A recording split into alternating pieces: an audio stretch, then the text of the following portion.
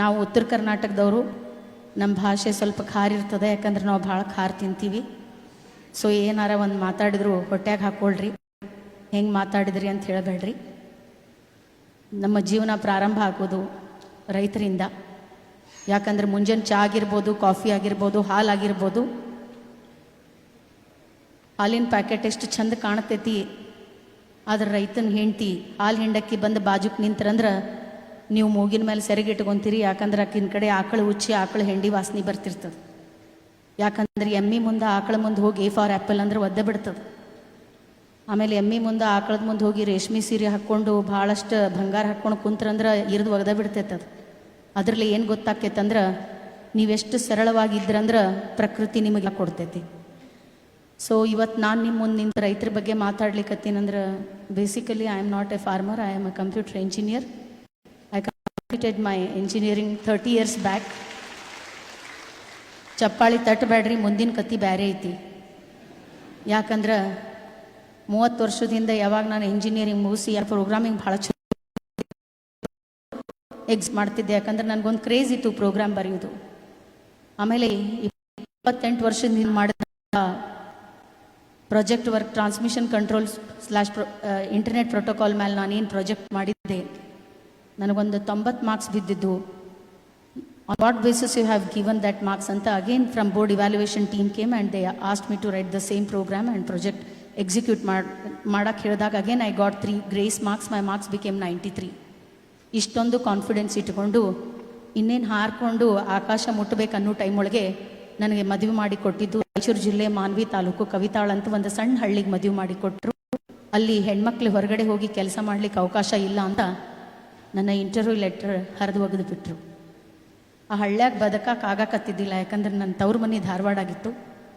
ನಮ್ಮ ಅಮ್ಮಗೆ ಒಂದು ಫೋನ್ ಮಾಡಿದೆ, ಹೆಂಗಾರ ಮಾಡಿ ನನಗೆ ಕರ್ಕೊಂಡೋಗಿ ಇಲ್ಲಿರೋಕೆ ಆಗಾಕತ್ತಿಲ್ಲ, ನನಗೆ ಈ ಹಳ್ಳಿಯೊಳಗೆ ಬದುಕಕ್ಕೆ ಆಗೋದಿಲ್ಲ. ನಮ್ಮಮ್ಮ ಜೀವನದ ಸತ್ಯವನ್ನು 3 ವಾಕ್ಯಗಳಲ್ಲಿ ಹೇಳಿದ್ರು. ಒಟ್ಟು ಹೆಣ್ಣು ಕುಲಕ್ಕೆ ಹೊರಗೆ, ನೀ ಎಷ್ಟೊತ್ತಾದರೂ ಅಲ್ಲಿ ಬದುಕಬೇಕಿಲ್ಲಂದ್ರೆ ನಿನ್ನ 4 ಮಂದಿ ಅಕ್ಕಂಗ್ಯಾರ ನಾವು, ಅವ್ರಿಗೆ ಯಾರೂ ಮದುವೆ ಮಾಡ್ಕೊಂಡು ಹೋಗೋದಿಲ್ಲ, ಯಾಕಂದ್ರೆ ಆ ಮನೆ ಹೆಣ್ಮಕ್ಳು ಸಂಸಾರ ಮಾಡೋದಿಲ್ಲ ಅಂತ. ಆಮೇಲೆ ನಾನು ತವ್ರ ಮನೆ ಕಡೆ ತಲೆ ಮಾಡಿ ಮಕ್ಕಳೋದು ಮರ್ತು ಬಿಟ್ಟೆ.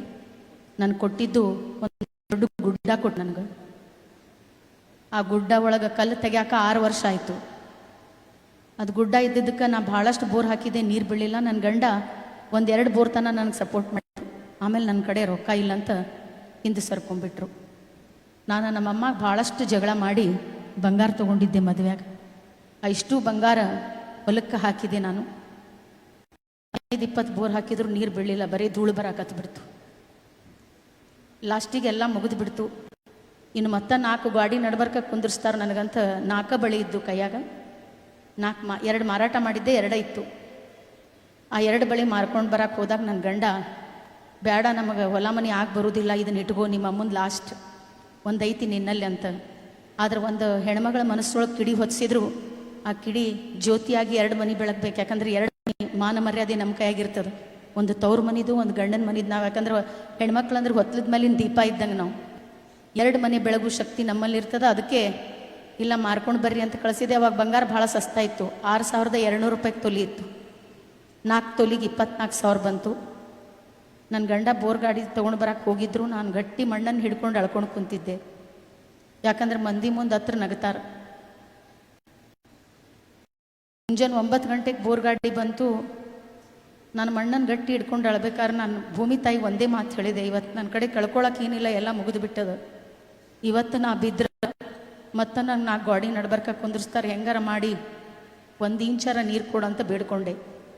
ಅವಾಗ 9:15 ನನ್ನ ಆಳ ಮಗ ಬಂದ, ಅಮ್ಮ 1 ಇಂಚ್ ನೀರು ಬಿದ್ದವಂತ. ಅವಾಗ ಸಣ್ಣ ನಾನು ಕೈ ಖುಷಿಯಾಗಿ ಹಿಂಗೆ ಬಿಟ್ಟಾಗ ಮಣ್ಣು ನನ್ನ ಕೈ ಒಳಗೆ ಉಂಡಿಯಾಗಿ ಹಂಗೆ ಕುಂತಿತ್ತು. ಅವಾಗ ನಾನು ತಿಳ್ಕೊಂಡೆ, ಯಾರು ನನ್ನ ಕೈ ಹಿಡ್ಕೊತಾರೋ ಬಿಡ್ತಾರೋ ಗೊತ್ತಿಲ್ಲ, ಆ ಮಣ್ಣು ನನ್ನ ಕೈ ಬಿಡೋದಿಲ್ಲ ಅಂತ ನನ್ನ ಪ್ರಯತ್ನವನ್ನು ನಾನು ಮುಂದುವರಿಸಿದೆ. ನಾನು ಮಾಡಿದಂಥ 1ನೇ ಬೆಳೆ ದಾಳಿಂಬೆ. ಯಾಕಂದ್ರೆ ಅದಕ್ಕೆ ಭಾಳ ನೀರು ಬೇಕಾಗಿದ್ದಿಲ್ಲ, ಬಿಕಾಸ್ ಅದು 6 ತಿಂಗಳಷ್ಟೇ ನೀರು ಬೇಕು, 6 ತಿಂಗಳ ಸ್ಟ್ರೆಸ್ ಒಳಗಿರ್ತದೆ. ಸೊ ನಾ 1ನೇ ಬೆಳೆ ತೆಗೆದೆ, 63 ರೂಪಾಯಿ kg.